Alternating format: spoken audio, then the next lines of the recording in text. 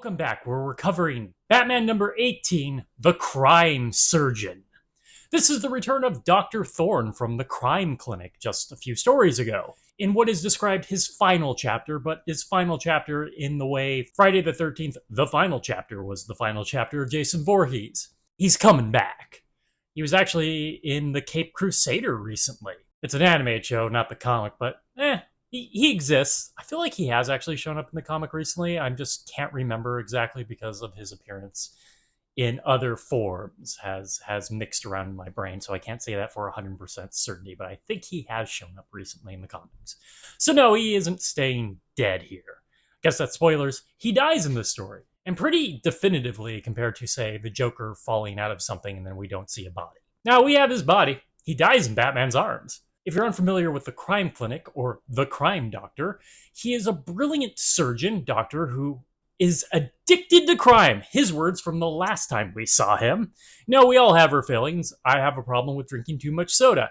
He commits crimes. We're basically the same person. So he has this whole theme with a crime clinic, and when criminals come and visit him, he writes them on a prescription pad what to do in a very thematic kind of doctor way, like adding powder and then parentheses dynamite as he's giving explanations of how to commit a crime. Batman's having trouble following him this time because he seems to be moving in a straight line, somehow moving this clinic with him.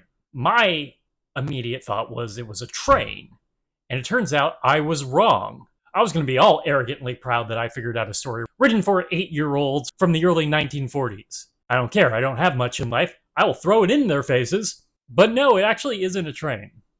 It's just a trailer, but they do hint at the train as sort of a red herring.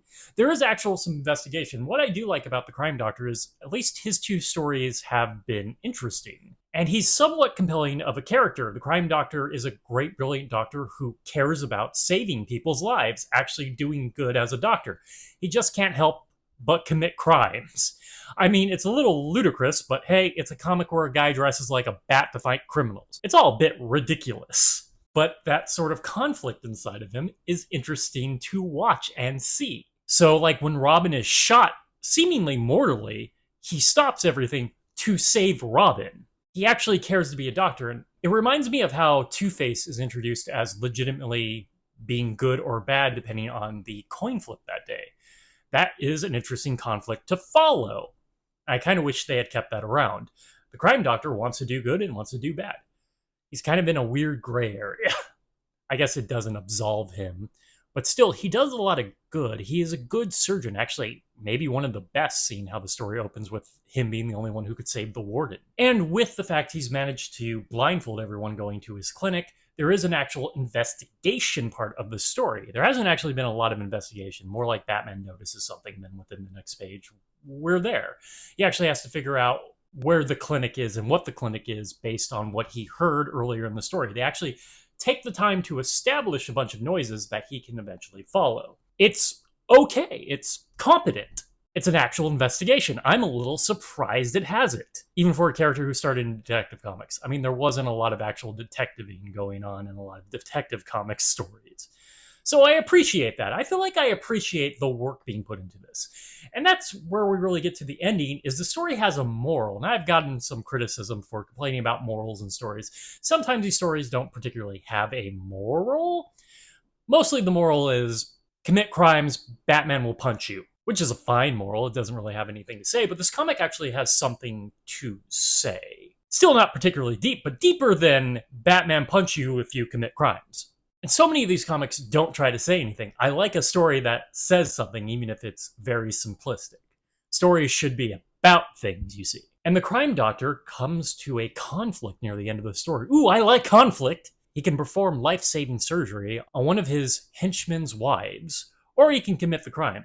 But the crime is time-sensitive, so he does the selfish thing for the first time in his life and commits the crime instead of saving the wife's life. And in the process, while fighting Batman, that criminal shows back up and shoots him dead. I guess he falls down and is dying for a bit. But he comes to the realization that his choice had consequences. Oh my god! Amazing! I know this all sounds banal to you, but legitimately, this is not in 1940s comics all that much. There is a consequence to a conflict that compels him forward. Wow. It's so impressive and so sad at the same time. I'm impressed by all of this. And he even admits that he deserves to die for doing this. That's a bit drastic. I mean, you're allowed to be selfish sometimes. I mean, it's a bad choice that he chose to commit a robbery than saving a life, but I don't think he deserved to die for it.